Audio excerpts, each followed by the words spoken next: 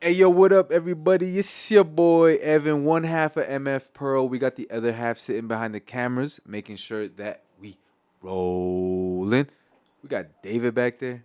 Hey everyone. Yes, sir. And you know what it is? Every Wednesday, Legends Only in the building. Volume 2, live at MFHQ. Disclaimer. Live at MFHQ is in fact not recorded live. It's actually a pre-recorded program. This episode contains sexually explicit content, so feel free to do what you wish with that information. If you could be so kind of like, follow, and subscribe from me. We go very long. When new episodes every Wednesday. Now back to the show. Yes, sir. Yes, sir. Yes, sir. We're back at it with another episode. Make sure that you guys keep showing love to the platforms, whichever one that it is you're watching it on. If you're watching it on YouTube, make sure you guys keep up to date with all of our full-length episodes. You can also watch them all on our website, mfpearl.com. But if you guys are catching this on your favorite streaming platform, Spotify, Apple Podcasts, Amazon Music, make sure that you guys show love in any way that you can. Share it, like it, give it a rating, save it. Whatever you guys can do to show love, it goes a long way and it helps our platform grow. But of course, you can always keep up to date with the most up-to-date updates. That's alliteration right there. Oh, on our Instagram, that's where we're most active, and that's where you guys can keep up with the most, at MF Pearl. But hey, yo, let's get back to the episode one time. Today, we have a very special guest here with us at the HQ. Another brother of mine. I know that you guys have been keeping up. It's been a little bit of a series going on. We're especially honored because today we get to dive into the world of foreign relations, and this is a first on the platform of Live at MFHQ. Our guest's journey has taken him to several locations, from his time in DC to a master's in Spain to his early career beginnings in Mexico City. And our guest's career currently is deeply rooted at the University of Texas at El Paso, where he currently serves as the Assistant Vice President of International Relations. Man, I am truly excited for today's episode because personally, I do see my education as a big growing period, and I am especially proud to be a minor, so getting to shed some light on some of its operations and goals and a lot more is very exciting, and it's hard to put into words. But ladies and gentlemen, without further ado, live at the HQ, we welcome Arturo Barrio. Thank you, Evan. There's a bit of an applause right there. We're going to turn that into our own custom one. But Arturo, thank you so much. Thank you for joining us. It's a big time honor. Brother of mine. Hope we can go ahead and share a little bit of some, DSP love. But at the same time, it's especially an honor to be able to speak with you because I know that your role and your career keeps you super busy. So thank you for sharing some time with us tonight. Thank you, Evan. It's my pleasure, my honor to be with you tonight, and I appreciate the time and the space to be able to talk a little bit about, what I do and what I've done. So excited to be with y'all tonight. We have a platform here. We have our audience. I do think a lot of people of our audience would be meeting you for the very first time. So to kick off the conversation, that way we have a lot of context as to where it all goes. Would you mind telling me your professional title, which I explained in the intro, but how do you define that if you were to write it in a job description or a career description, if you will, with where you're currently at? Well, I currently oversee international relations for the University of Texas at El Paso. We're one of the universities that has the most Mexican students in the United States, and we have, more than 1,300 students that commute daily from Ciudad Juarez. So there's a lot of collaboration between the university and Mexico, and that's my primary role. And that includes, wow, that oversees essentially every sort of interaction that happens, transaction. But you said are we not? Are we not the university that has the most? We're one of the most. We're one of the most, and the numbers vary, but I think we're one of the most that has the most Mexican students in the United States. What kind of other universities do we stack up with that? Do you look into those things? No, I'm kind of focused on our own and try to make sure that that we're supporting our population, and I think that goes to the origins of the university when it was created back in 1914. Yeah. That it was created to support the region of the border, and that ties to our goal to be able to help our region, including the northern part of Mexico. And how long have you been in the position? So in this role, I have been for the last 2 years, but I've been a UTEP about 9 years since 2015. And all of that, the position itself has sort of evolved into this. It's not like a sporadic, like you're going from one role to the other. It sort of naturally blends into each other. So I've been overseeing related areas at the university. I started as a executive director for the Office of International Programs and senior advisor to the President of Mexico and Latin America. And I was overseeing collaboration and stakeholder development. And then 2 years ago, I was given this opportunity to support the president on international relations. What is this? What does that currently look like today? And what I mean by that is, with all the things going on in today's world, but also the context of UTEP being a border university, how does what's the current landscape of educational opportunities for Mexican students, and what does the landscape look like for just international opportunities in general between a university and an entire country? Well, this last semester has been incredible. There's been a lot of different opportunities to collaborate with universities, specifically with the Universidad Autónoma de Chihuahua, with Watch, in UACJ in Ciudad Juarez, but with the universities in Juarez in general. We had our basketball team play in Ciudad Juarez, inter-squad games on October 5th, and then October 18th, our basketball team would play against Chihuahua and Watch. And this is rare. It's rare for us. It's been in the recent history of UTEP is not something that we have done. I know UTEP had played back in the 70s, I think, in Mexico City, but I don't think we had gone to Chihuahua. About 2 weeks ago, we had Watch Orchestra come and play at UTEP, which is, for many of us was a dream come true, because we had talked about, having this collaboration. And if everything goes well, we're going to have our orchestra go to Chihuahua on December. And also our marching band is going to be playing in Juarez in December as well. So we have a great collaboration with the state of Chihuahua, with the high schools in Chihuahua, with the universities. I think there's a lot of potential of continue growing the collaboration for the good of our region. I think we're here for a reason, and is try to figure out how we can foster that collaboration that benefits, our region. Juarez and El Paso are intertwined. So we gotta identify how we can. I think working together, only makes us stronger. Yeah, for sure. And it's not just El Paso, or I'm sorry, it's not just Juarez, but you're also all the way through Mexico. What I was going to ask was regarding the orchestra, for example. When you guys are setting up these opportunities for the orchestra to go to Juarez and vice versa, what sort of long term are you planning with that? What are you envisioning with what comes out of an orchestra from UTEP being able to play in Juarez? In Chihuahua or Juarez? Well, I think it's showing that, that we're collaborating. I think that's providing visibility to Watch when they come here, and people to get to know the talent that Chihuahua offers. And the same thing when our students go to El Paso and Juarez, to Juarez or Chihuahua, is giving our students the opportunity to get to know a little bit more of Mexico. A lot of our students that live in El Paso have never crossed to Juarez or have never gone to Chihuahua.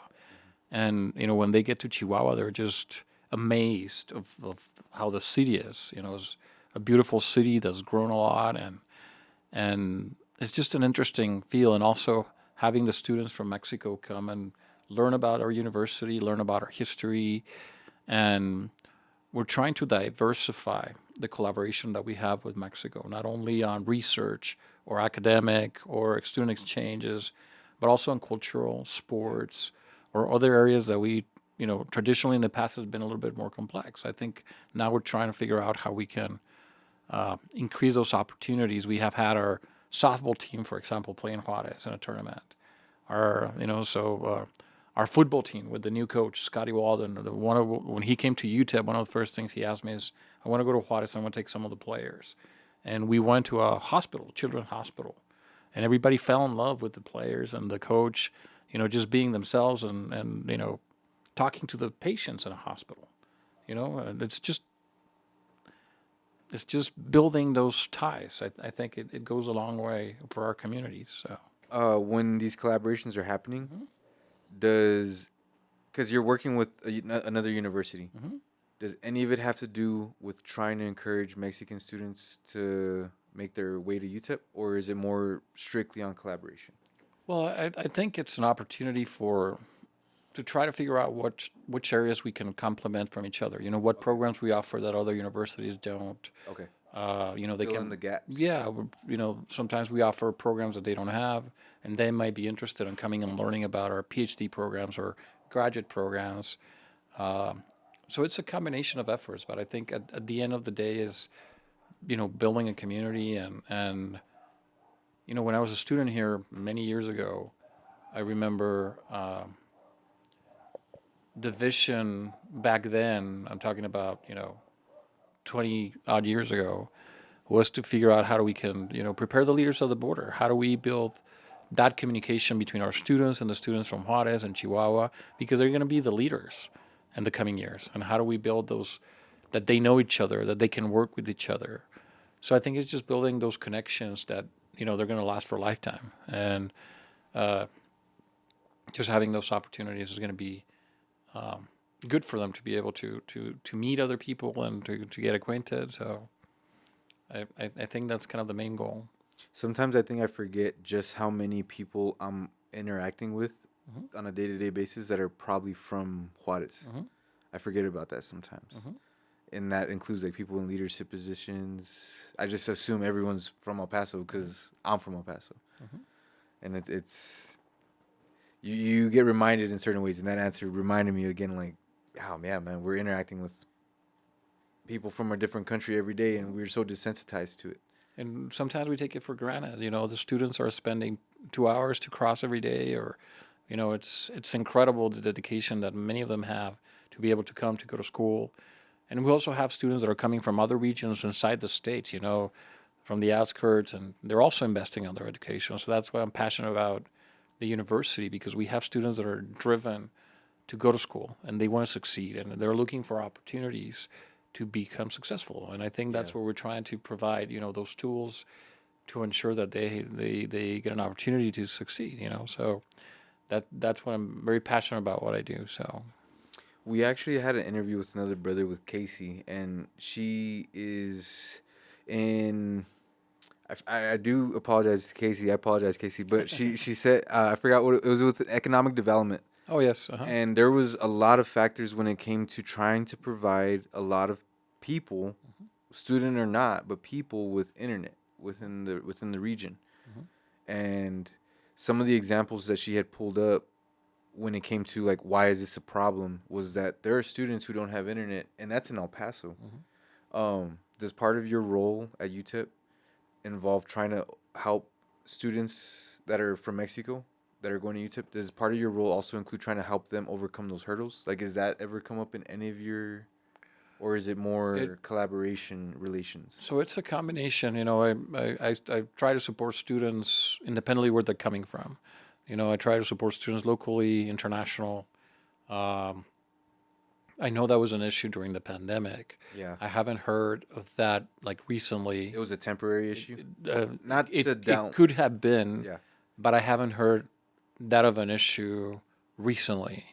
I don't know if that makes sense. So I haven't heard anything specifically on an issue of connectivity for students. But not so much connectivity, but are you very active within Mexican students' biggest hurdles when it comes to being a student? I try. The 2 hour traverse to the university. Is that like a thing on your bulletin board or your pin board of these things need to be addressed?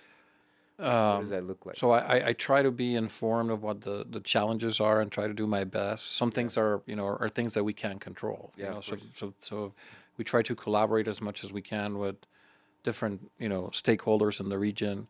But for example, one of the main challenges is financial. So we're trying to figure out how do we create scholarships with the state of Chihuahua, or how do we work with authorities in Chihuahua to support some of their students. So we're trying to create those opportunities for our students. For the first time, or create more opportunities? More opportunities. So since I was a student here back in 2002, there was a scholarship from the state of Chihuahua back then.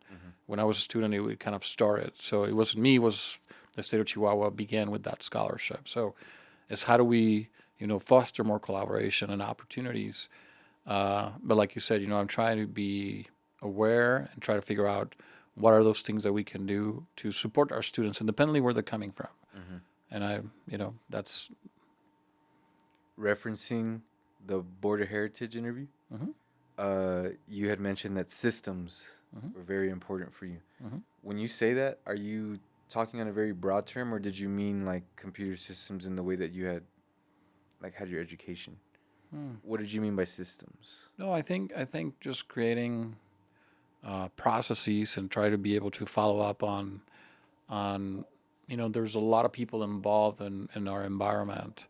Is how do we make sure that they are aware of what's happening, of they're aware of our students, the hardworking students that we have and everything that they go through to get an education. Is how do we make sure that the rest of the community is informed of everything that the students are doing, and try to figure out how we can get more people to support those efforts. There's El Paso is incredible in supporting our students. Is try to figure out how we can, make sure that we share those stories and be able to identify more ways to support them. So I was asking the systems question because of the way you had said that you try to be as informed as possible, and it led me to start thinking in the direction of, when you're dealing with a lot of stuff on your plate at all times. We had just spoken before we had began about all the traveling that was going on. If we can just talk about systems a bit and processes, maybe even on a personal level, what do you think it is that helps you stay as in tune as you can with everything that's going on, and helps you continue your own process of your career? Great question, and I try to be on top of it. I know sometimes it slips, but because you mentioned that you're and this is what I like the most. And just to add to the question, if anything, you like to work out in the morning because it's the time you have the most control of. Correct. And that got me thinking with systems, because lately in life I've been very fascinated and just trying to lock in with habits and routines. And I think the word I like to use lately is non-negotiables. My work, my peers, they can't interfere with this time of life. And I think that lends to the conversation of systems and processes. Well, if you go a little bit deeper into that, it's, what are those priorities that we have in life? What are those things that are, like you say, non-negotiables? At a point in my life, before I came to, after graduating from UTEP, when I was working in the Mexican government, as director of border affairs, I used to travel a lot.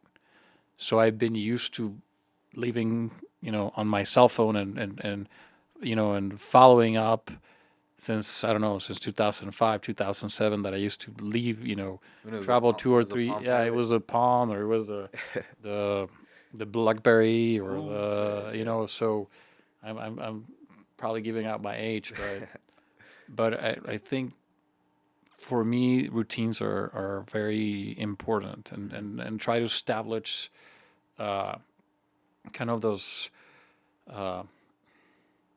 And it's interesting because once you're off your routine, it kind of like throws things off, and it's hard to catch back. Oh yeah, it becomes a domino effect. So for me, having a routine, it's always important. I try to follow up as much as I can.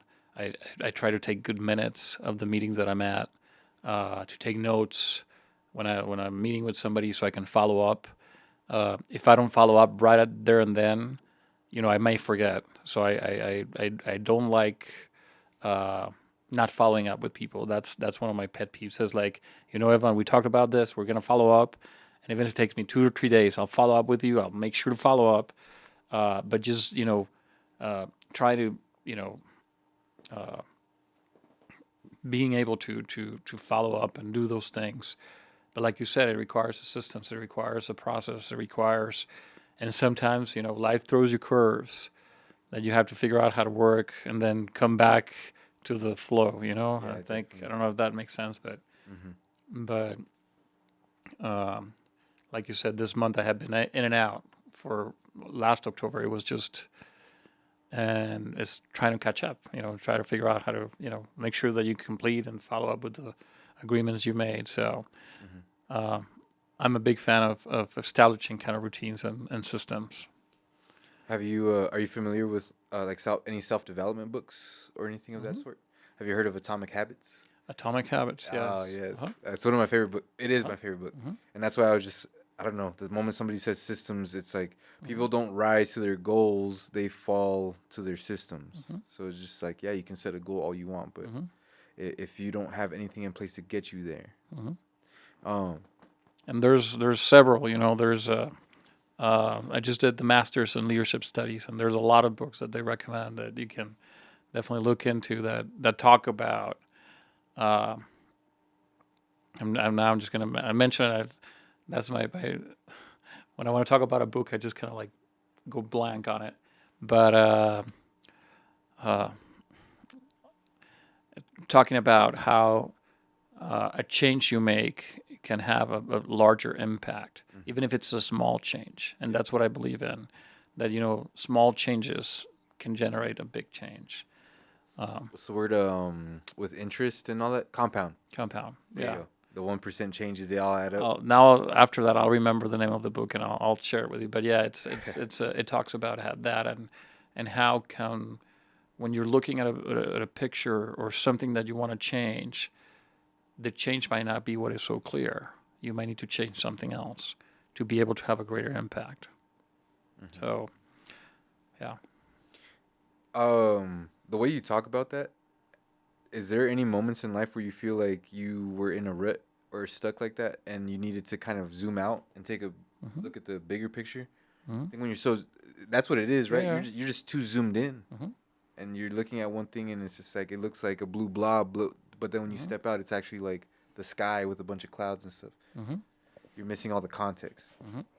And it happens often. I think you have to be able to pull yourself out and see the big picture and see, like you said, what your priorities are, what your non-negotiables are, and we tend to focus a lot on the negative things and the things that are missing. Is how do we focus on those things that are the positive, and then how can we grow from there? What are those things that we did right, but sometimes we focus on something that we did wrong, and you're like, oh, and you cannot let go. It's like, okay, what did you learn from that, and then move forward. But like you said, you have to step out and see the full picture. And then you will get your calm back, and then if not, you're going to be stressed out through the process. So, when we were talking about being a student at UTEP, we are talking about it was a different time. Can we discuss a bit the difference of being a student from Mexico during your generation and what you think we've improved on? And where you think we may have been stagnant still, where we may still be stagnant in terms of a Mexican being able to come and get an education in the United States? Well, I was very fortunate when I came to UTEP back in the late 80s, mid 80s, 90s, sorry, late 90s. And I think the university historically has been very welcoming since its conception. Back in 1914, we had students from Mexico. I was here during a complex time, which was September 11. So that's when the times on the bridges kind of changed. Before it was normal to go back and forward, and you spend 20, 30 minutes. And then September 11 happened, and then the lines just became, That's what made the lines long?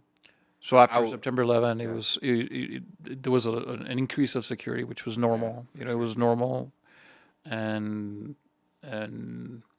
that's when I think things got that I think September 11 changed the life for everybody. I was in DC Forever too, right? For everybody. I think for the world, it was something that impact the world dynamics, and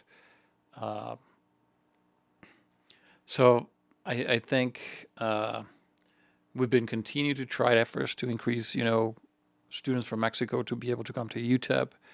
I know there's been very positive changes in some areas related to admission process, for example. Before it was students had to come to El Paso to take admission exams.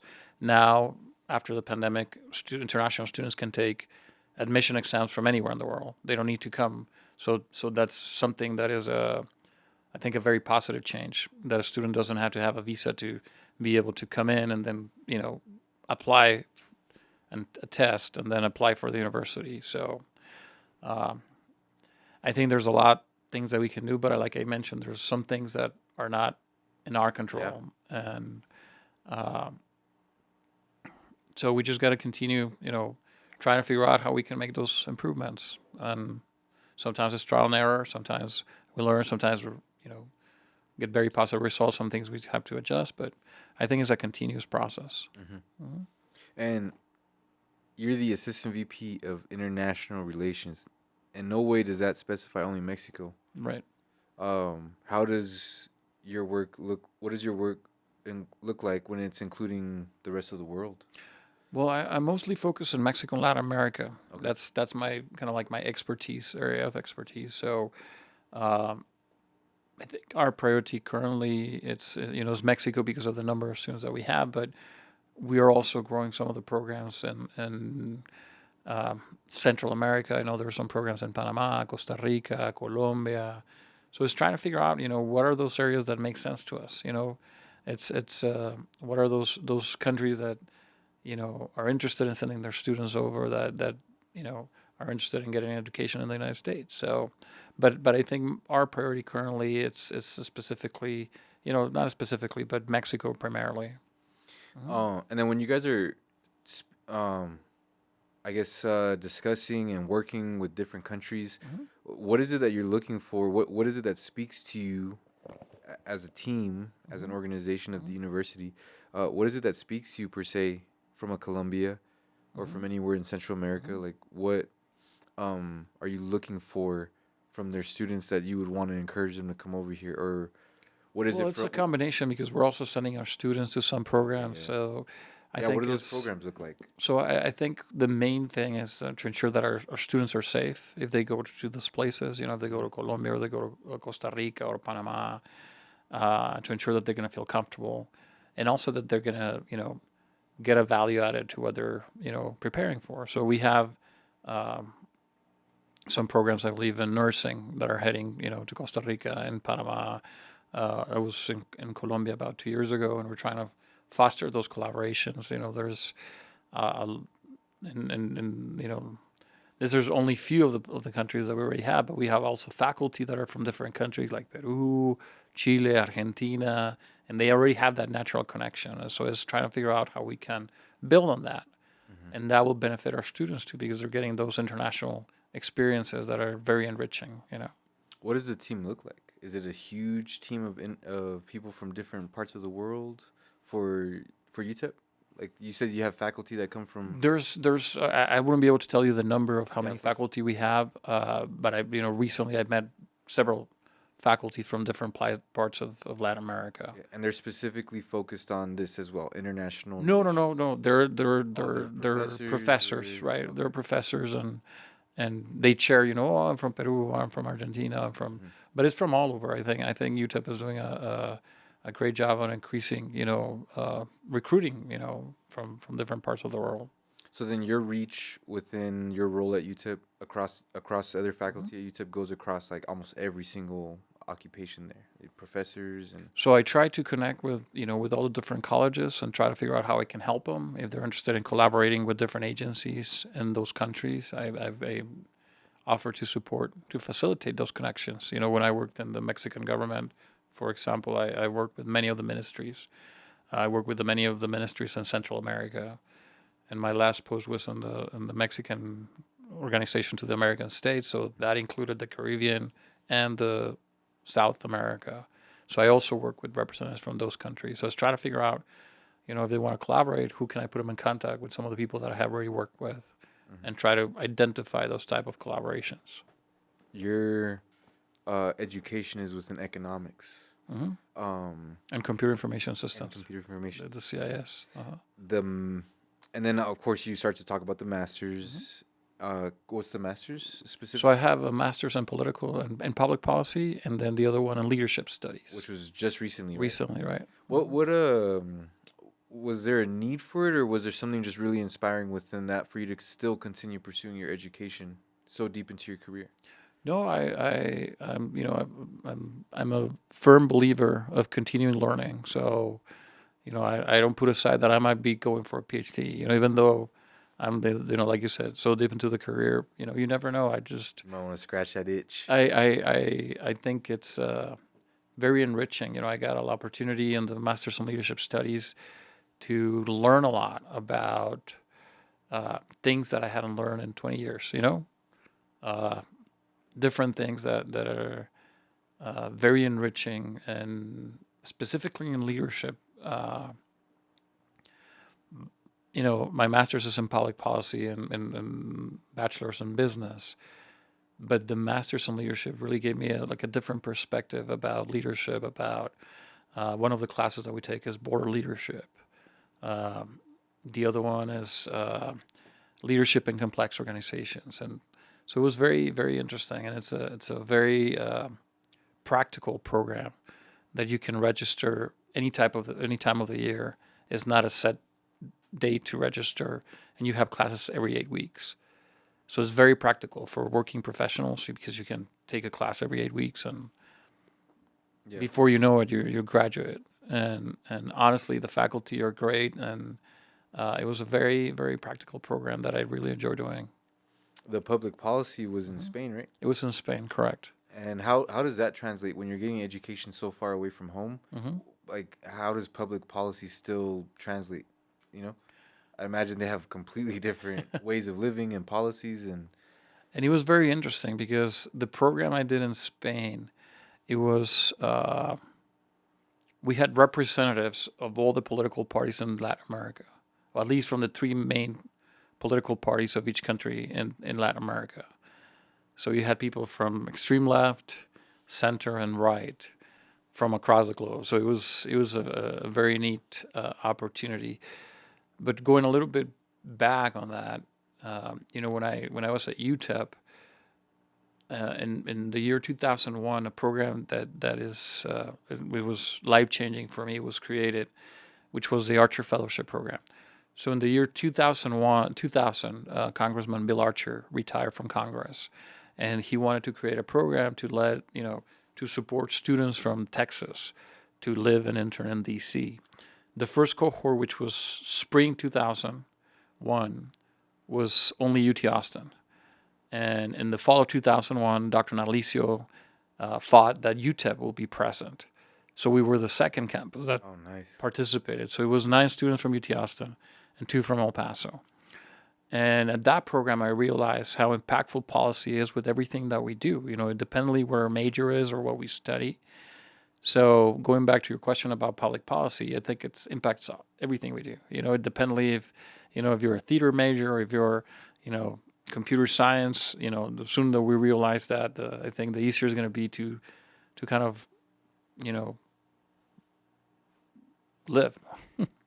By policy, are you standards, operations, well, everything, systems? processes, systems, in public policy, what are the changes that are being made to the laws? What are the changes that are made to the arts? What are everything that's happening in policy? And then in Spain, it was interesting to be able to see how different countries were seeing different things. Even though, we were the same, we spoke almost the same language, we spoke Spanish, different accents, but it was very different how Argentina saw some issues, or, Colombia or Peru or Ecuador. And Spain was kind of sharing with us, it was interesting for me to be there at the time because it was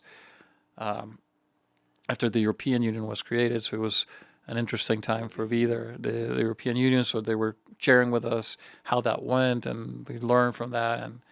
And it was an interesting program because it was a government-based program, so they were able to bring faculty members from different universities. So it was a very neat experience. Yeah, that's wild too, because we're talking about the EU being formed, and I think during as I'm old enough now to comprehend things, I think once I get to that age, which is a few years back.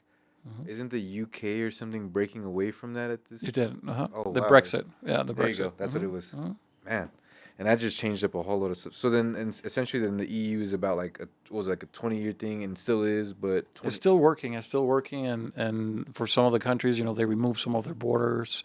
They came to a consensus on a common currency, and so it was an interesting opportunity for me at that time to be able to live that and learn from that. Learning about all that in Europe, essentially. Well, yes, Europe. Do you think you were able to just hit the ground running when you came back to Mexico City, or was there a big adjustment? Like, okay, yeah, I learned all this stuff about policy, but it does run a little differently here. What was that transition like? It was interesting. It was interesting because I went to school in the U.S., so Yeah. just the writing is different. Not even just that. Bachelor's in El Paso and internship in DC, it's two completely different parts of growth in the U.S. And then go back to Mexico City, and they're writing memos, and you write differently in Spanish. In Spanish you write in passive voice. So being able to kind of readjust myself to write in Spanish, even though I knew how to write in Spanish, but I mean professional Spanish. Yeah. And then when I came back to the U.S., is figuring out how I switched to writing in English. Right now with my master's, I was like, I'm writing in passive voice, like, oh no. So, but it was interesting. It was an interesting opportunity to be able to be in Mexico City, and it was an interesting time. It was the first time the ruling party, was turned over for 70 years. It was the first time that the Partido Acción Nacional had won the election after 70 years of PRI ruling. So it was a historic time for Mexico, and I was very fortunate to kind of be part of a very young team and a very good team whom I learned from. I had my greatest mentors in that team, and but it was an interesting readjustment. But just going into like the details of a day to day, I remember that here you work from 8 to 5, and then you head home. Right? It was like the normal kind of. Yeah. Over there, you get there at 9. You start working like around 11, and then you go to lunch from 2 to 4, and then you stay until like 10 o'clock at night. So that was for me like a readjustment. I was like, no, I'm going to stay here. I'm going to bring my lunch. Yeah, I'm going to bring my lunch. And then at 5, it's like, hey, what's going on? Like, no, you have to stay until, we were done. And I'm like, oh my God, what time is that? I'm like 10, okay. Until, so I had to readjust kind of the way that I was used to working here in the States. Was it worth the readjustment? Like, was it something you were like, yes, this is... I was very passionate about working in the Mexican ministry. I was given an opportunity. I knew it was going to be temporary, and I wanted to give it my all. So I was very grateful for that opportunity, and it lasted about 13 years. And I made amazing friends. I learned from, amazing people and people that were very committed to supporting the country's growth. And so it was well worth it. Such a small compromise when you say all that. Yeah. Yeah, it was well worth it. And it was just...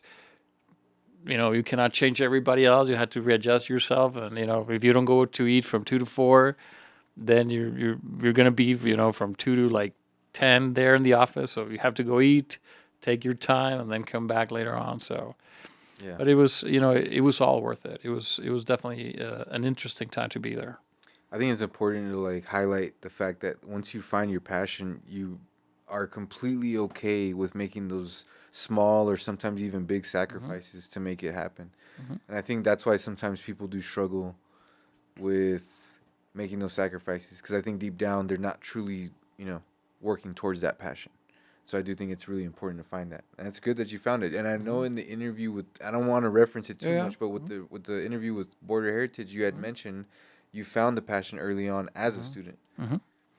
Was it the same the whole time? Or do you like, has this passion evolved? Because you mentioned you found it early on that you wanted to serve and assist and help. But I don't necessarily know if that translates to I want to be in international relations specifically. can we talk about the evolution of an ambition, like the way a goal evolves over time? Well, I think, the university, and you probably lived it, when you were in Delta Sigma Pi, that component of community service. Yeah. I had the opportunity to do that when I was here at UTEP, and it just kind of like clicked. I'm like, oh, this is great, and I think UTEP gives you those opportunities. You were able to zoom out. To be able to support, even from any place you're at, you realize that you can do something for somebody else, independently where you're coming from. And that kind of clicked when I was a student here. I'm like, oh my God, I can help, and I'm an international student, and something so simple can make a huge difference. And I think realizing that kind of really had an impact on my future decisions in life. I work for the Mexican government, and, you're impacting, trying to support, larger projects. We had projects in Central America. Now here, like you said, it has evolved. It's going back to my roots here at El Paso. Even though I'm not born and raised here, I feel El Paso is my community because it embraced me when I came. I don't know if that's a word, but Yeah. me abrazó when I got to El Paso. It was incredible how people treated me here, even though I wasn't from here. So coming back here and try to figure out, hey, how can we help the future generations? And when you see those students giving their all, working to help their families, spending time, to be able to get an education, is how do we help them make this, easier for them so that they can succeed? So like you said, it has evolved, but I think at the end of the day, it's the same idea, it's the same passion. And I've been very blessed to find a passion of what I do. Even when I was working at the movie theater, I worked at a movie theater when I was, in high school. I was passionate about being there. It kind of gave me my sense of I'm contributing in some sort of way. I was 16 of my purpose. Yeah. And just feeling that you're contributing to something, making somebody smile. So I was passionate about working at the movie theater. People thought I was a little bit, crazy, but that's okay. And then when I did the internship, and then coming here, and when I was working at UTEP, at the cashiers taking payments over the phone. Yeah. So I've been able to find that passion of what I do, that I don't know, it kind of gives meaning to what I do. I don't know if that makes sense. No, absolutely. And I think that's just like a skill that gets learned over time, is finding the purpose within everything that you do. Because if you're flipping a burger too, you can like find the purpose. Like, well, I'm feeding people. Everything translates to a bigger purpose, and I think it's key to learn that as soon as you possibly can. But let's talk about generations a little bit, because I do think. And I just thought about an example of I've read it somewhere, and it's not mine. I read it a few months ago, that there's two people doing a building, right? And one says, "Oh, I'm just laying bricks." And then the other one says, oh, I'm laying bricks to build the chapel. Is how do you see what you're doing in the bigger picture? So. Yeah, being able to see the end goal as well, and what it's going to serve. Because that like to build the chapel could go ahead and continue on and being like to provide a space for people to congregate. And it's crazy, yeah. With generations, because I think the best example I can give is people's attention spans keep getting smaller and smaller with all the new TikToks and stuff that come out. But also, do you feel like we struggle a little bit more as generations go on to like find that sense of purpose? Is that a fair question? Do you think you've seen that with like being able to see students, come and go? And it's hard to say because at a university level, you see people of all ages, but majority of people are still incoming high school students. Do you see a change in lifestyle in a direction that could be better or worse? Great question. I don't think I have an answer to that. But what I can say is that the students that I'm meeting have that drive. Have the drive to succeed, have the drive to go to school, do their work, and, leave school, go to work, help their families. There's amazing stories of our students that, are unbelievable. So I'm hopeful that we're able to kind of bridge that gap that we had during the pandemic. And, there were students that didn't have the opportunity to socialize as much as we did. It's trying to figure out how we can provide them with the tools so that they can be successful and that they can, go outside of, the electronics and have that opportunity to meet people. I think that's going to be, a true advantage in the future workforce. People that are able to have communication, that can, communicate effectively, and the soft skills Yeah. are going to make a huge difference. And I feel like we're losing touch with soft skills over time, though. I feel that way a little bit. I feel like a lot of people in my peers have trouble communicating and being. I feel like transparency is a weird thing that people just can't seem to get like a grasp of. For example, I think that's for me in my personal space. I think that's one of the words I gravitate to a lot. That's one of the soft skills I gravitate is transparency, authenticity, and I think that's where the question had stemmed from a bit. I didn't mean to cut you off. By no. I think you're right, but and those are that's instrumental. also pessimistic thinking. I'm not trying to lend to that. No, but I think those are instrumental to build trust. I think the message is there's a lot of tools that can help you work with those skills, with your transparency, with your communication. So there's a lot of support. For example, at the university, Yeah. Getting involved in student organizations. We have more than 250 student orgs. Practicing your leadership. I remember when I took office as student body president, the president at the time told me, practice your leadership. You're in a safe space. We're here to help you. And I think she kind of gave me wings and said, hey, you can try it. You're going to fail, but that's okay. That's part of leadership. But we're here to kind of guide you so you can do it in a safe space. Yeah. And, having somebody provide that trust in you when you're, a college student goes a long way. You can't imagine. And then you start realizing that just trying things out are going to open opportunities that you didn't even dream about. So it's just, but I think the message is for those students that are struggling with those, reach out. There's a lot of tools and skills and people that are, willing to help build those skills so that you can be successful. Yeah. Those are the skills you learn through hands-on practice rather than a textbook, which kind of lends me to a question as well. Because I've gotten into a couple conversations with people. We both share, a completed education. We went and got our bachelors. And I'll ask, do you think the most valuable parts of your education came from in or out of the classroom? And I think a lot of the time people who choose to not go to university, they aren't able to see that part that happens outside of the classroom. And I'll agree as well. I think that a lot of the value from my time at UTEP came from getting involved in organizations, and none of that has to do with being in a class. Yeah, you have to maintain a GPA, of course, but at the same time, a lot of what I pull from as a business owner today comes from the DSP meetings and going to a couple of COBA organization meetings and like a brief time at SGA, for example. Do you agree with that, or do you want to speak about that or lend? I honestly, I when I was at UTEP, I was very involved. I was really involved, but it didn't happen until my last 2 years. So when people ask me, what will have you done differently, it will be to become involved when I was a freshman. Did your grades go up? That's what happened. That's a different story. My grades and that's a different story.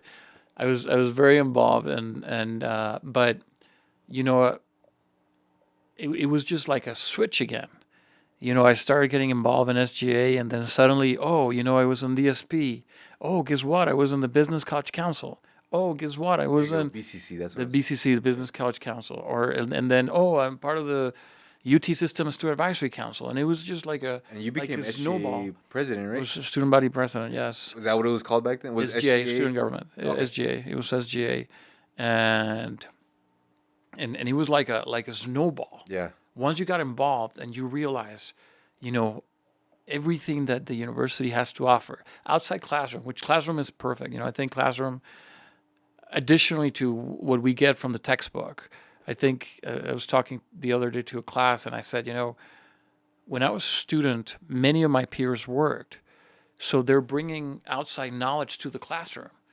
So that's like an extra layer of knowledge that you don't get like in a regular, like in any university. Right here, you have students that are working that can bring, professional experience to the classroom. Plus, if you go to student organizations, the different groups, you get to meet amazing people, and then you get unique opportunities, things that you don't even realize. That's why I try to tell students, get involved. It's great that you work, but try to get, at least one student organization. Try it out. And then it's just like a snowball. And it was a very, incredible years of my life. Those 2 last years were just incredible. And things I have never like dreamed of that happened in those 2 years, Butterfly effect type of stuff. Oh yeah. Do you think you'd go to the DC internship if you don't do the last 2 years? Not at all. Not at all. Oh, so all that came up from that. Yeah, I think all Bill of that was Archer? part of that. Bill Archer too.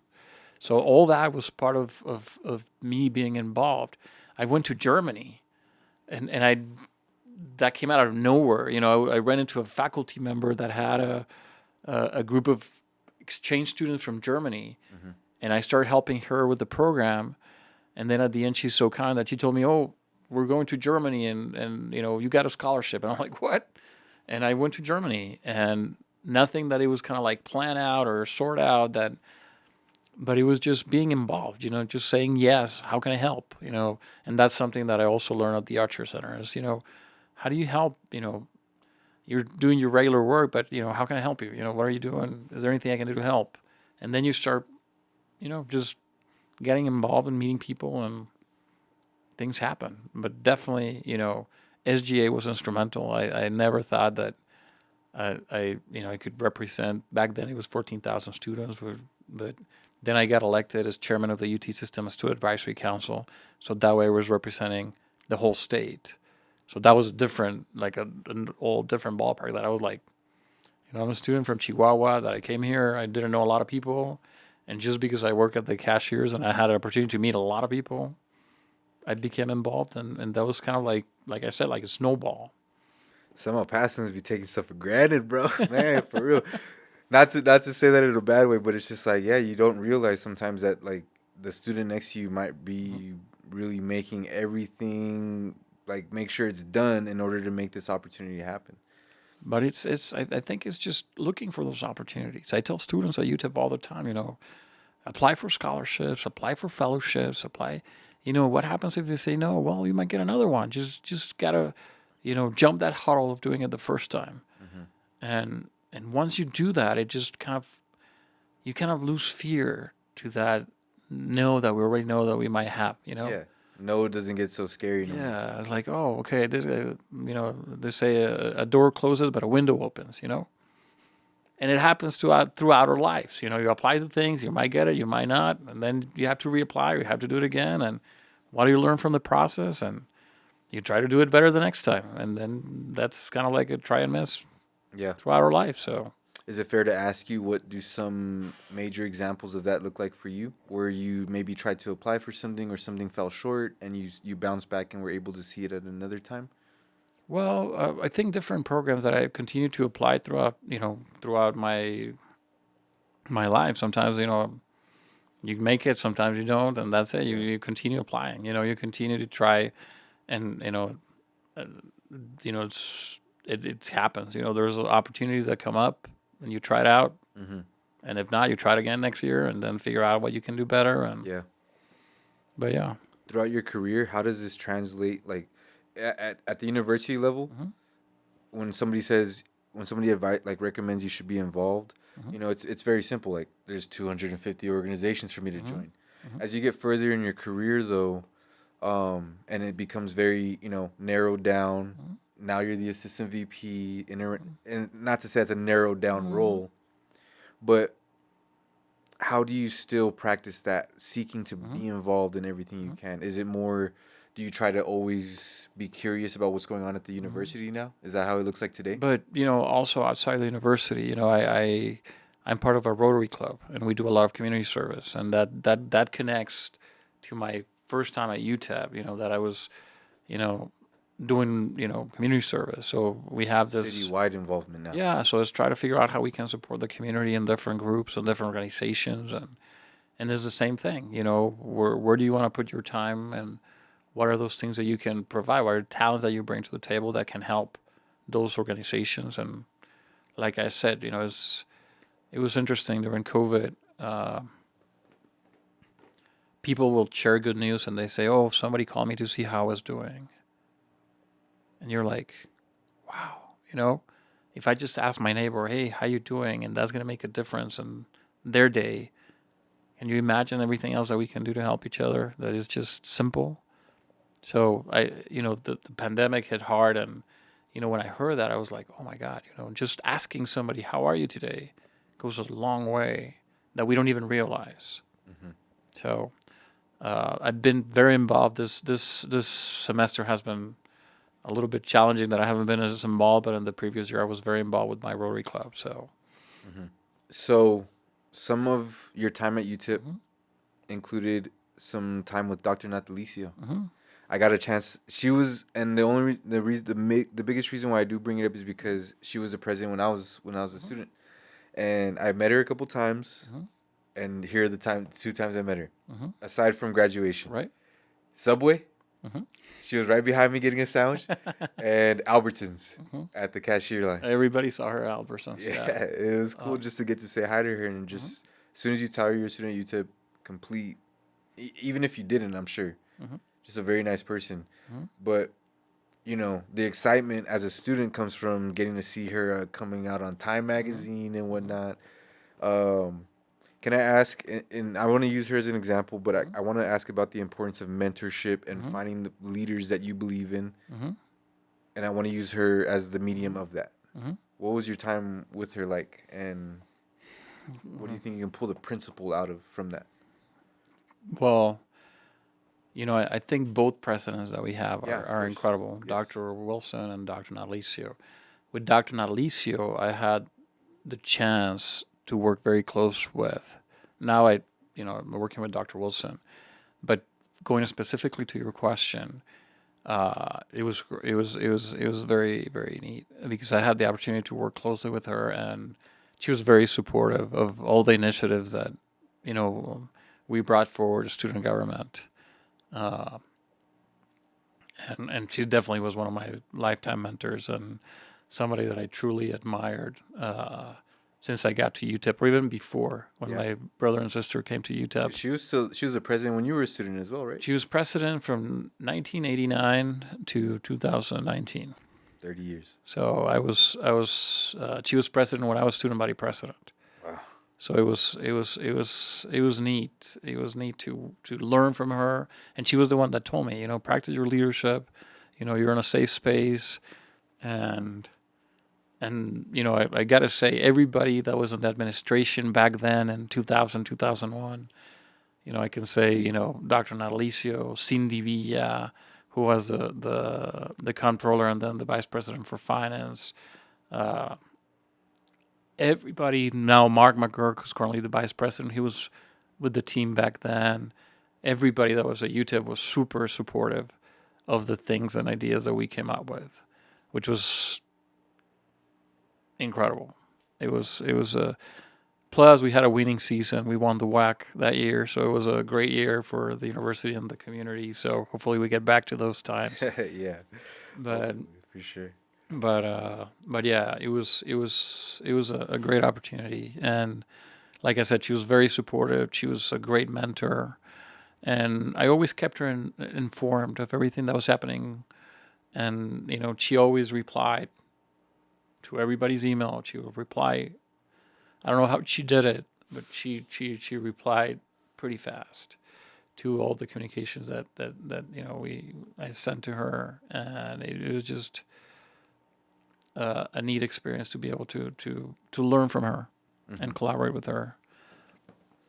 Well, as far as the encouragement to become a better leader, maybe it had a little bit of an inspiration to go for the masters.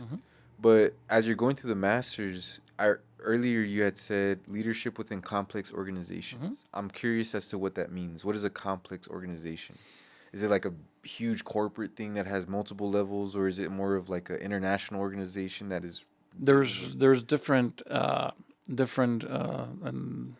categories or levels that define a complex organization, but it's everything. It could be different age brackets of the people that work there. How do you collaborate with millennials, with Generation Z, and how do you learn to Which is communicate? what you're doing with UTEP in general, yeah. And how do you communicate with everybody? How do you make sure that it called my attention a few months ago. One of the agencies in Chihuahua, which was the Ministry of Finance, was doing a research on how to communicate with their employees because, a lot of them were Generation C. Is that the 2000? Or, the youngest, so that they It's don't... Gen Alpha now. Yeah, now it's Gen Alpha, but, Yeah. that they don't read emails. So now they're transferring everything to text.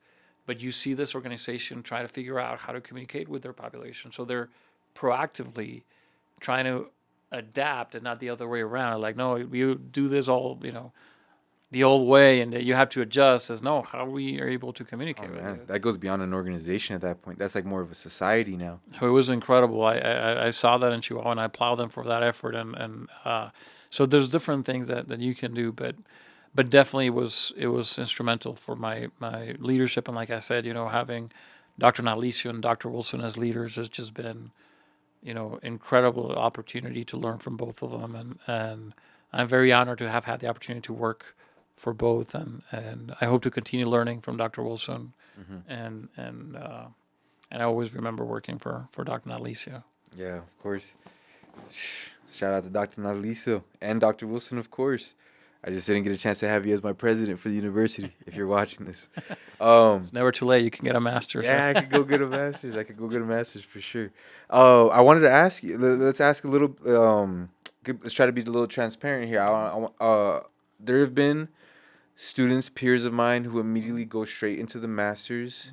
And part of me has trouble understanding as to why, because my reasoning has always been, I just got the bachelor's. My goal is to see what the bachelor's can do for me first. What did it provide for me? What are those avenues that people differently take? Like, and if somebody were to come to you for advice, what would be the first questions you'd ask them in return? Because you can't just, that's such an open-ended question. I think you're going to do it when it's the right time for you. Yeah. There's people, that do their bachelor's and then they go directly to work. Or there's people that are working and leave school because of work. It's what do you want in the long run? What do you want for you to in the long run? So I'm going to take a gap year, and you're like, oh, be careful with that because once you leave, it's hard to come back. Get cozy. So it's what you want to do, and like you said, for some people, it means it's like going right away. That might put you at a pay rate once you graduate from your graduate school, or if you want to test the waters, which I think is what you're doing, try to figure out what's next. I think there's not kind of like a specific formula that works. I think it's based on everybody's needs and what makes more sense to you. For me, it made sense to do it right after my bachelor, but because I got a scholarship, so I was able to cover for that. But now, this was kind of my decision of going back, and I say, I'm really interested about this leadership program, and I'm at a different stage in my life.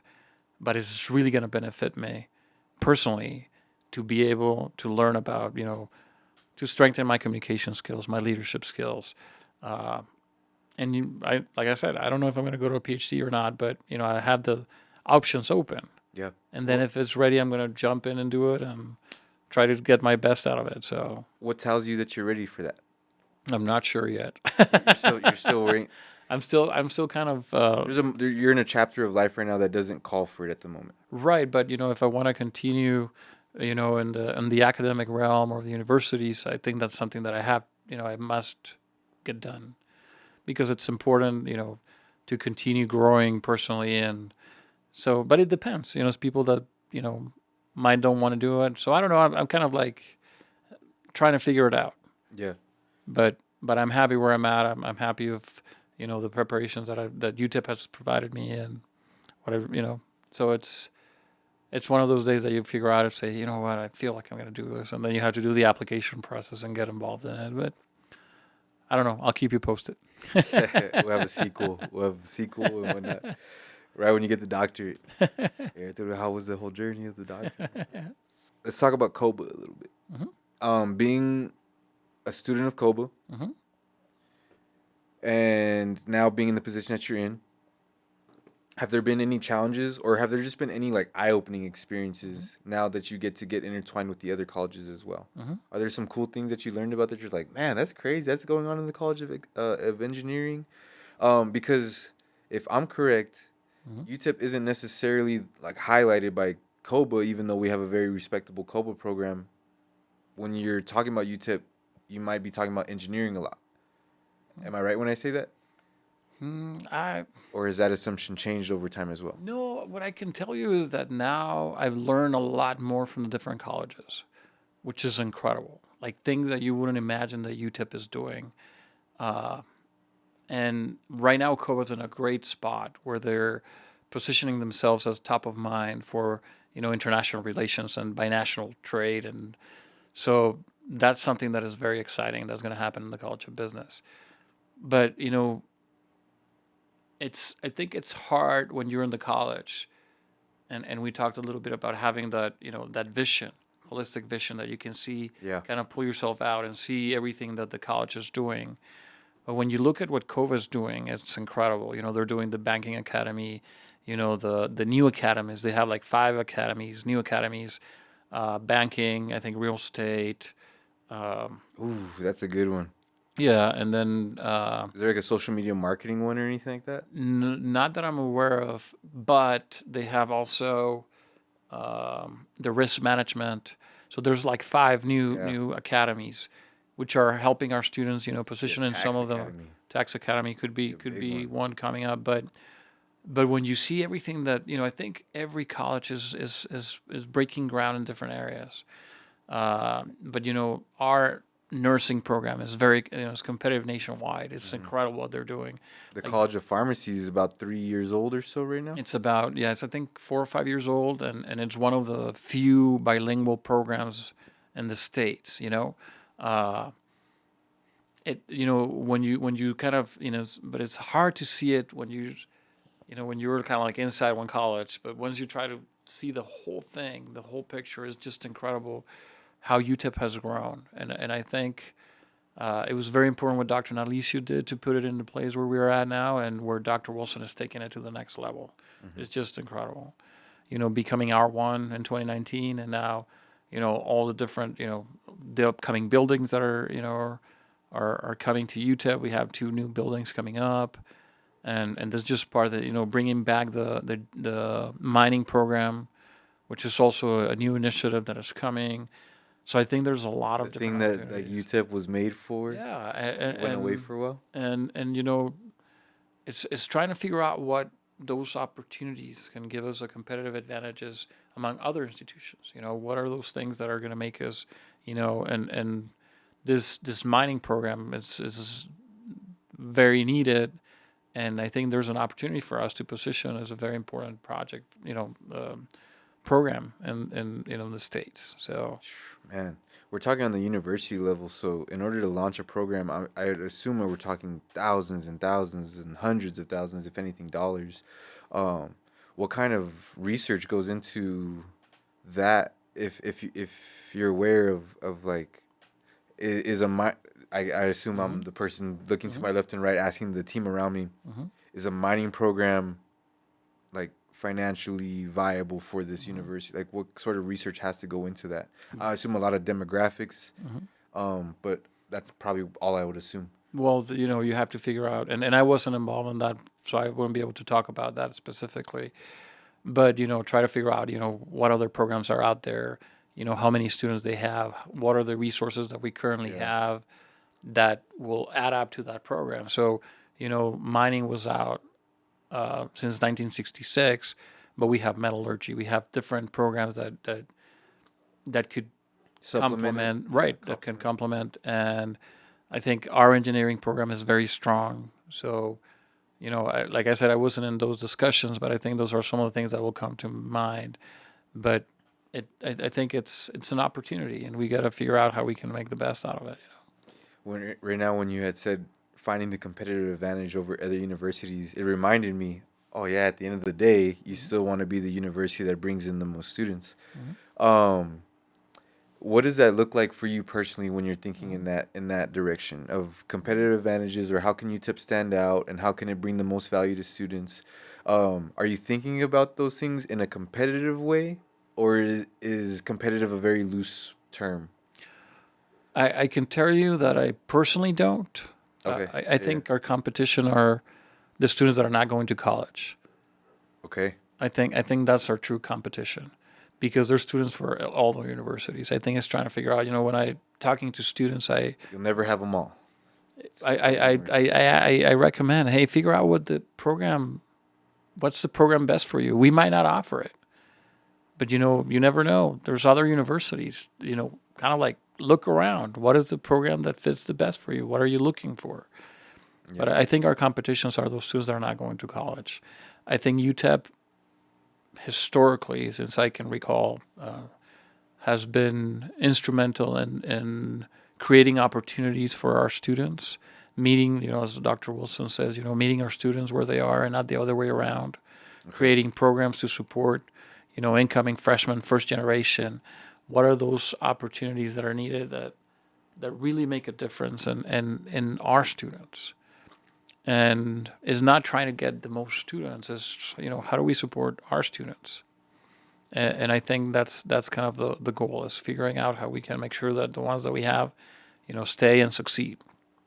In today's world, we live with YouTube, and everybody even calls it YouTube University now.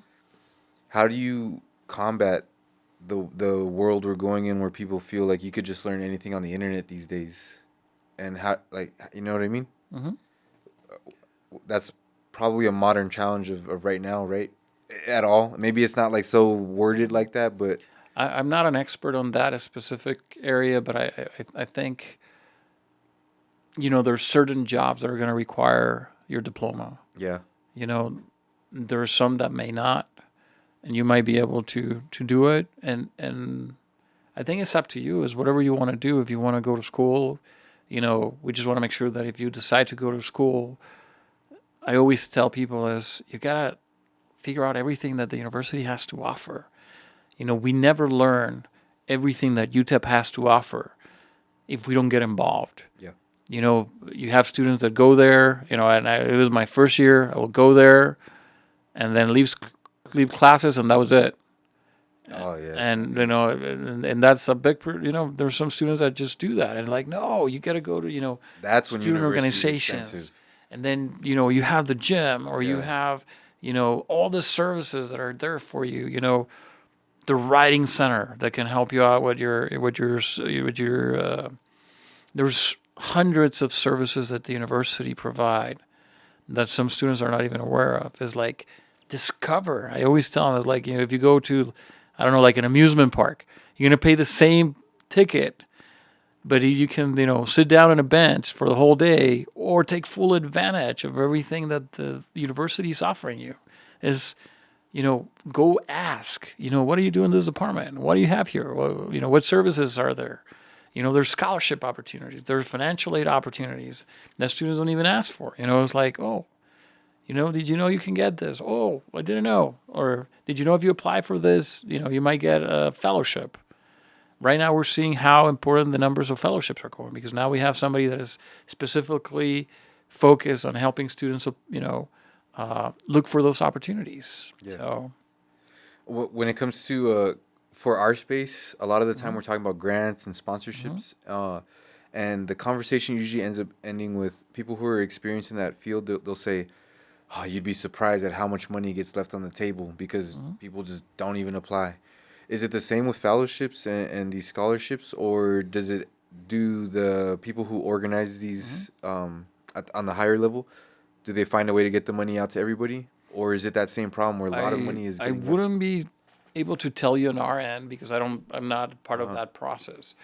But when I was working in the Mexican Ministry of Foreign Affairs, in collaborating with the Organization of American States, I've heard that a lot, that a lot of people didn't apply for some of their scholarships. So there's just money left over. So it's trying to figure out,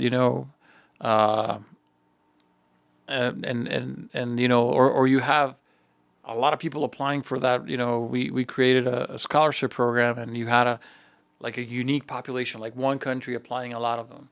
And you're like, well, where are the rest of the countries, or why are they not applying? Because they might not even know that there are those opportunities. Does that make sense? So Yeah. I think, you got to ask. You got to try to, do the ask is something that I learned at the Archer Center too, is ask. Yeah. You already have the no in your pocket. Ask and figure out what opportunities are there. So The Bill Archer that goes on today, it's Texas. yes, it's for all the Texas, the University of Texas. Okay, so UT. It's University of Texas system students. Now that you've gone ahead and been a recipient, do you play any role in students that are trying to apply for it? I do. I'm the campus coordinator. Okay. I've been the campus coordinator for the past 7 years. So it's recruiting and, the whole process. Are you currently happy with how many people apply for it and reach out? Yes, we have been, breaking record numbers of students from UTEP going into the nice. fellowship. Yes. There was something that was very important that happened in 2019, which was that the Board of Regents approved funding for scholarships, which made a huge impact on our students to be able to apply. So the out-of-pocket expense for our students in the last year was less than $500 for the semester, including housing, tuition, and everything. So it's a huge difference. And what are you looking for with the applicants? They have So- to be a foreign student, or No. They have to be. So it's open for national, international students. Okay. So it's open for all our students. Is not major driven. So you can be, a student from the arts. Yeah. So for example, we had a student not from UTEP, but his passion was social media and sports, and he interned at the Kennedy Center. No, at the Commanders. Oh man, And then we had a student from UTEP. always to DC. Everything is in DC, Okay. right? So the system just created another fellowship for the state of Texas. So they do their fellowship in the Congress and Senate and the state, but the Archer is only for federal in Washington. So not only federal offices, but DC institutions. So for example, we had Rachel Arriola, who's a former top 10 senior. She was a dance major, and she interned at the Kennedy Center for the Arts. So it's open to all majors, open to national, international students. Requirements are that you have work experience, that you have leadership experience. You don't have to be, president of student organization, but as long as you're part of it, and that you can balance, school, extracurricular activities and work, because technically you're going to be working from 8 to 5 and then taking classes at night. And you have to have a 3.0 higher GPA. And what else? And I think that's it. They get interviewed. They get interviewed. So they do the application for the undergraduate. We have a graduate and undergraduate.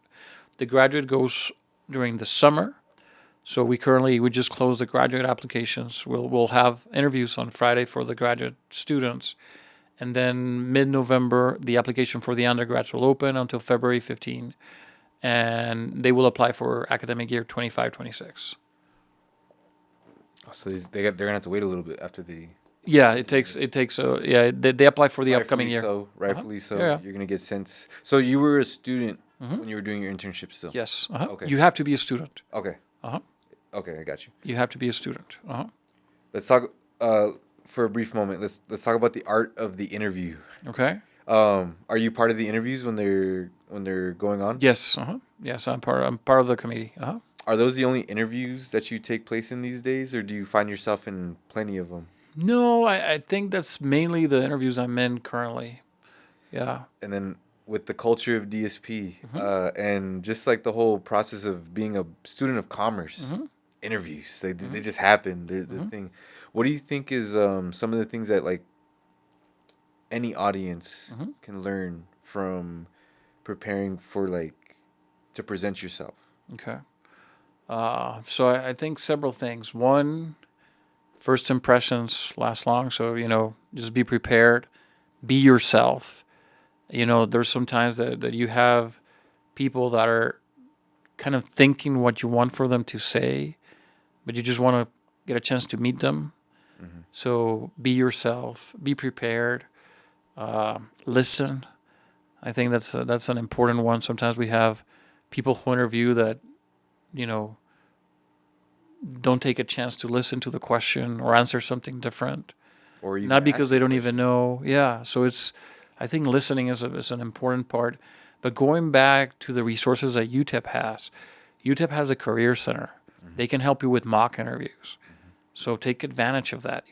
Practice. And, they can help you out, set up your resume.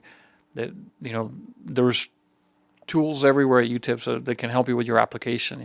Your writing center can help you with your writing samples. The career center can help you with your resume and mock interviews. And then we have the career closet. If you don't have a jacket or you don't have a tie, you can go there and, borrow it, and that's okay. And you'll be ready for your interview. So you take the pressure off of the things that you might be worried. Oh, I don't have my resume ready. So you go there and you get it.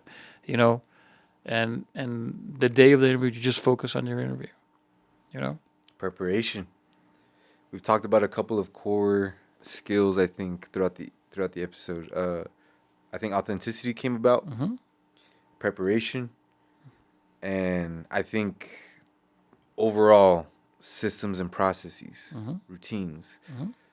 When we talk about systems, do you agree that the less questions and the less decisions you have to make, the better? And that's where routines come in handy?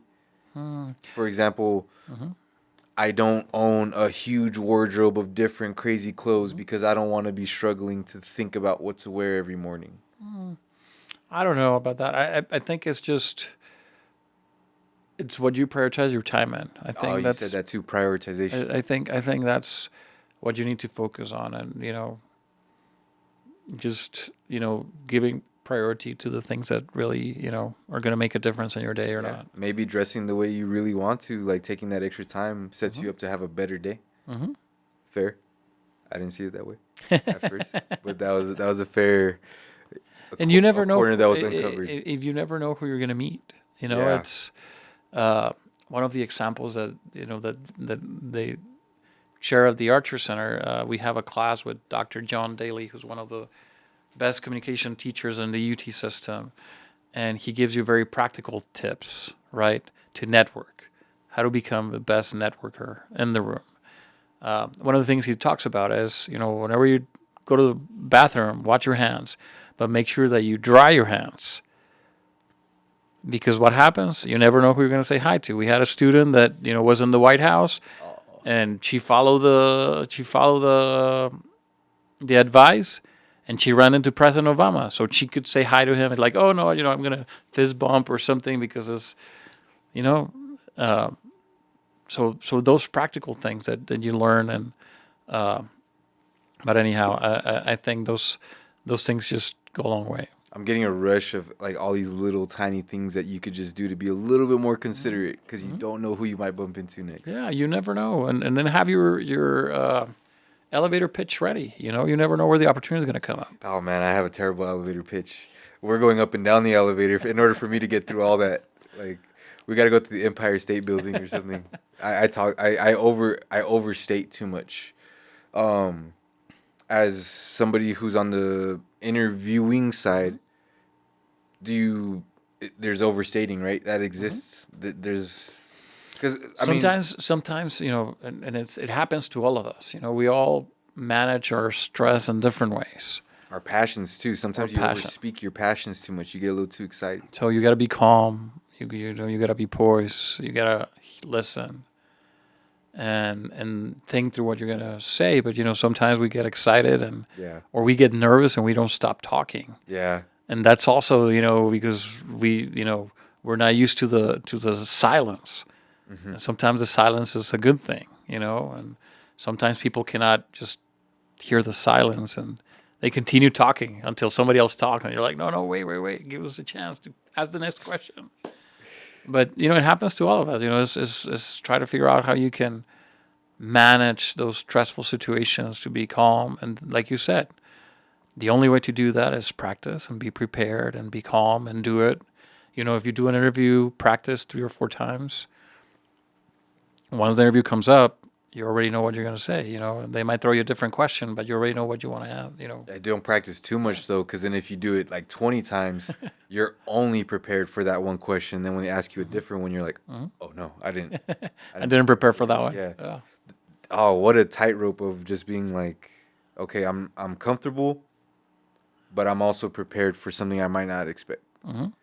And just like you got to be flexible, and I think that's another. Not to cut you off, but I think you're tying a lot into being yourself. When you're yourself, you don't got to worry about any agenda. Exactly. You just answer how you would anyway. And nobody knows your story better than you. And our student stories are very powerful, and people want to hear them. So, and you don't have to be, you just got to be yourself, and people can, see you from afar when you're trying to pretend to be somebody else, or when you're trying to pretend to say something that you think we want to hear, I think that's the beauty of the Archer Fellowship. That is not, we're not looking for a topic. We're not looking for an area of expertise. We're looking for your passion. What are you passionate about? Where you want to make a change? And what policy do you want to change in order to make that happen? So we're not looking for a specific area of study or a specific topic because it's a hot trending topic. And so I think it's just figuring out, what's your why? What's your why in life? What do you want to do? And like you said, just practice. Don't overdo it, but just practice and feel comfortable. That's what sets the most direction, the why. I zoomed out myself one time, and I was like, what is the? This might be a little too deep of a question, and I'm not necessarily asking it, but I was asking myself, what's the purpose of a human if you just scaled it all the way out? Like, how do you make that specific to yourself? And I think I came to the conclusion of, I think every human's purpose is to just try to contribute to extending the timeline of humanity. So, there's a couple people here who are in the world who are trying to make sure that we can maybe find a place on Mars or other sorts, and that's a huge level. But then I've even summed it down to where if you're a painter and you created a painting that a surgeon or some sort of doctor who is in the future going to solve cancer, that painting kept him from falling deeper into a depression. So at every level, big and small, as long as you're contributing to extending humanity, and at that point, everything just sort of figured itself out. Because now everything I did in life was, does this contribute to that simple concept? And I think my direction just shaped out after that. Because everything I wanted to do in life now had a purpose behind it. I always wanted to do what I wanted to do. Create film, photo, be creative. But it was very selfish at first, and now it turned into of service, of sharing that value. And I agree with that. I think finding that purpose of, I think we want to leave, better what we found it. Yeah. It might be a cliche, but, when you have kids, when you have family, it's like, how do we leave things better for our kids, or for kids of others? How do we, I always grew up and people used to say, oh, no, your generation will fix it, or, your next. And he was like, I don't want to pass it to my daughter and say, hey, your generation will fix it. It's like, what can I do to fix it? How do we leave things better for the rest of us? There's smaller scales to that too. You walk in and then you leave with like a mess. I know it seems weird, and everybody says, oh, well, that they get paid to do that. But when I go to like fast food, you could leave the food on the table. I always want to throw it away. I even, like at Chico's, I'll even over clean the table for them. Sometimes I'll be like, oh, hold on, I might be doing too much now. But I think that's where that's coming from, just naturally, is like I would feel a little bad about myself if you live here for, on average, whatever, you live here for 80 years and you're telling me that you made it worse of a place, like net negative. Yeah. That's not a good feeling to leave the earth with. Yeah. And the problem is you don't know when you're going to leave Earth. It's not always 80. It could be tomorrow. And you don't get to plan for that end day where it's like, okay, I get to look back and evaluate what I did for at least my community. And so I think once you realize that, you start to live a lot differently. And all this right now is really making the hairs on my arm stand up a little bit, because it's more of a realization, I think, of like the last maybe couple years for me. It's not a long-term skill that I've had. I'm barely coming to realization of like recent times. But it's important to realize it. And, like you said, it's different times in life when we come up across this, and Better late than never. yeah, and that's okay. As how do we make things better for, the future? There's so much things going on in the world that is like, how do we contribute to the good? And how do we keep a positive thought when, there's challenges and there's different things, and valuing everybody's work. It's super important. I something that anybody's contribution, it doesn't matter the time, it's important, and we got to value that. And I don't know. Arturo. The applause. Man, thank you so much, Arturo. I'll probably close off with about like one more question. And it's more of a opportunity for you to plug anything you'd like to plug, if anything. I don't know, like when you're going around and you're talking to potential students or people who are maybe, approaching their masters or whatever the case is, where do you like to point people to? Like, what's the usual thing that you end up? Well, I think on that question, I always try to point people not to a specific area, or I always try to ask them, what do you how do you see yourself in 10 years? What do you want to do? Like, what is your dream? And it could be anything, it can be an astronaut. It could be, what is it that you're passionate about? And I think once they connect with that passion, they're able to figure out what they want to do, because once you find that passion, you're going to be able to figure out a path to get there. Sometimes I feel that there's a disconnect between, their dream and how to get there, and I think it's just asking, what do you want to do? There's hundreds, we have more than 70 master's program, more than 28. So there's a lot of programs. What is it that you want to do? And once they figure that out, I think it's easier for us to provide them kind of advice of how to get to where they want to go. But I always offer, if I can be of help, I'm happy to help. Arturo, thank you so much for joining the HQ. It's good to hear. This is, I believe, our first proper conversation together, and it's a lot. It's a lot to take in, and I'm glad that we were able to document it, because that's what we're trying to do here, is also just provide that insight for people to, I don't know, even if we can contribute to helping them find any sort of sense of direction into what it is that they're trying to like lean into. I think that's great. That's a successful episode in our eyes, even if it means like 10 minutes out of the 2 hour or whatever the case may be.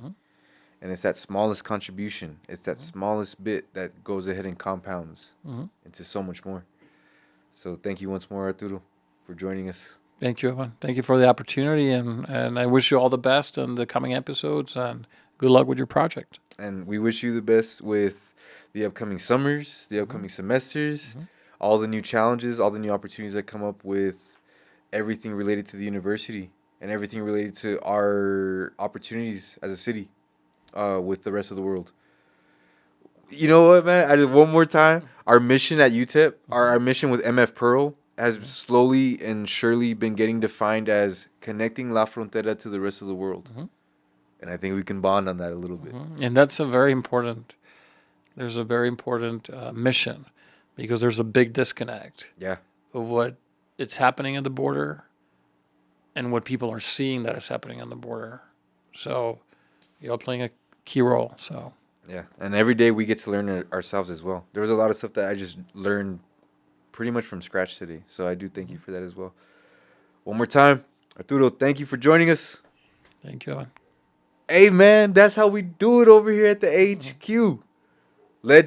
Legendary conversations only. Every Wednesday. Make sure that you guys keep showing love the way you all do. If it's on YouTube, make sure you guys give it a like, save it to a playlist or whatever, share it. If you guys find it on our website, mfpearl.com, thank you for visiting the website. If you guys are catching it on your favorite streaming platform, Spotify, Apple Podcasts, Amazon Music, make sure you guys like it, give it a rating, share it, or save it. Whatever you guys can do to show love on those platforms, it goes a long way. But as always, you can always keep up to the most date with us on our Instagrams at mfpearl. But hey, yo, man, that's how we're going to do it today. Every Wednesday, we'll catch you at the next one. Volume 2, Legends Only, live at MFHQ. Yeah.